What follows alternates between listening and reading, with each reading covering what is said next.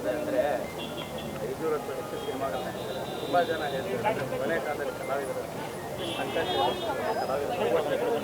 ನೀವು ಕಂಟೆಂಟ್ ಅವರ ಜರ್ನಿ ಹೆಂಗೆ ನೆನಪಾಗುತ್ತೆ? ಇಲ್ಲ, ನಾವು ನೋಡಿದ್ದೆಲ್ಲ ಹಳೆ ನೆನಪುಗಳು ಇವತ್ತು ಮರೆಯೋಕ್ಕಾಗಲ್ಲ. ಫಸ್ಟು ತರಲೆ ನನ್ನ ಮಗಲ್ ಮಾಡಿದ್ದವರು ಫಸ್ಟು ನಾವು ಅವ್ರ ಪರಿಚಯ ಆಗಿದೆ ಕಾಶಿನಾಥ್ ಅವ್ರ ಮೂಲಕ. ಕಾಶಿನಾಥ್ ಅವ್ರ ಸಿನಿಮಾದಲ್ಲಿ ಅವ್ರು ಮಾಡಿದ್ರು, ಆಮೇಲೆ ತರಲೆ ನನ್ನ ಮಗ ಮಾಡಿದ್ರು, ವಿಶ್ ಮಾಡಿದ್ರು, ನಿಮಗೆಲ್ಲ ಗೊತ್ತೇ ಇದೆ.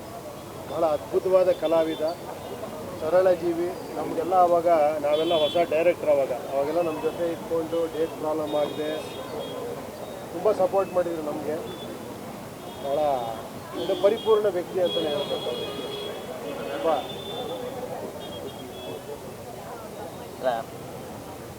ನಮ್ಮ ಇಂಡಸ್ಟ್ರಿಯಲ್ಲಿ ಸುಮಾರು ಕಲಾವಿದರನ್ನ ನಾವು ಪರಿಚಯಿತರು ಎಲ್ಲರನ್ನೂ ನೋಡಿದ್ದೀವಿ. ಆದರೆ ಜನಾರ್ದನ್ ಅಂತ ಒಬ್ಬ ಕಲಾವಿದರು ಮತ್ತು ನಮ್ಮ ಇಂಡಸ್ಟ್ರಿಯಲ್ಲಿ ಯಾಕೆಂದರೆ ಇಡೀ ಇಂಡಸ್ಟ್ರಿಯಲ್ಲಿ ತುಂಬ ಡಿಸಿಪ್ಲಿನ್ ಅಂದರೆ ಹೈಲಿ ಡಿಸಿಪ್ಲಿನ್ಡ್ ಕಲಾವಿದ ಅಂದರೆ ನಮ್ಮ ಜನಾರ್ದನ್.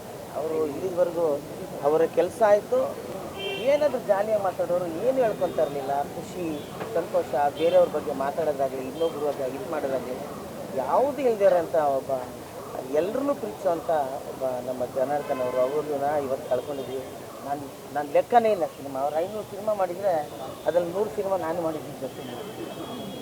ಇವತ್ತಿಗೂ ಆ ಹುಷದ್ದು ಅವ್ರದ್ದು ಜನಾರ್ದಂತ ಒಂದು ವಾಕಿಂಗ್ ಇದೆ ಅಂತೇಳಿ ಬೈಕೊಂಡು ಬರೋದು, ಅದು ಇನ್ನೂ ಕಿವಿಲಿ ಹಂಗಿದೆ.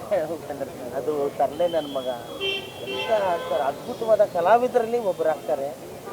ಮುಂದಕ್ಕೂ ಕೂಡ ನಮ್ಮ ಅಕಾಡೆಮಿಯಿಂದ ಕೂಡ ನಮ್ಮ ಜನಾರ್ದನ್ನ ರೆಕಗ್ನೈಸ್ ಮಾಡಿ ಅವ್ರಿಗೆ ಅಂತ ಒಂದು ಕಾರ್ಯಕ್ರಮ ಮಾಡಬೇಕು. ಇಂಥವ್ರನ್ನ ಫಸ್ಟು ಮಾಡಬೇಕು. ಎಲ್ಲ ಕಲಾವಿದರು ಸೇರಿ ಉಪೇಂದ್ರ ಸರ್ ಕೂಡ ಭಾಳ ಸಹಾಯ ಮಾಡಿದ್ದಾರೆ ಕೂಡ. ಎಲ್ಲ ನಮ್ಮ ಮೊನ್ನೆ ರಾಜ್ಯೋತ್ಸವ ಪ್ರಶಸ್ತಿ ಕೂಡ ಜನಾರ್ದನ್ಗೆ ನಾನೇ ಜ್ಯೂರಿಯಾಗಿದ್ದೆ.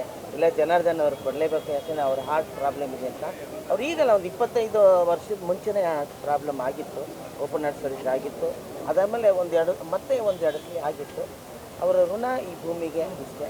ಅದರಿಂದ ದೇವರಲ್ಲಿ ಕೇಳ್ಕೊಂತ ಅವ್ರ ಆತ್ಮಕ್ಕೆ ಜರ್ನಿ ಯಾವತ್ತು ಬೆಳಗ್ಗೆ ಅವ್ರು ಇಲ್ಲ ಅಂದಾಗ ಶುರುವಾಗಿದೆ ನಮ್ಮದು ಅವ್ರ ಮಾತು.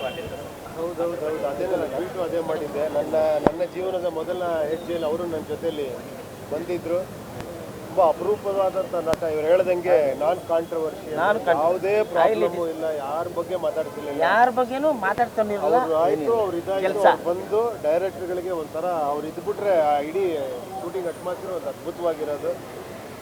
ಮತ್ತೆ ಹುಟ್ಟಿ ಬರ್ತಾರೆ ಅವರು ನನ್ನ ಪ್ರಕಾರ ಖಂಡಿತ. ಅವರ ಮನೆಯವ್ರಿಗೆ ಎಲ್ಲರಿಗೂ ಒಂದು ಅವರ ಆತ್ಮಕ್ಕೆ ಶಾಂತಿ ಕೊಟ್ಟು ಅವ್ರ ಮನೆಯವ್ರಿಗೆ ನೋವನ್ನು ತಡ್ಕೊಳ್ಳೋಂಥ ಶಕ್ತಿ ಕೊಟ್ಟು ಒಳ್ಳೆಯದಾಗಿ.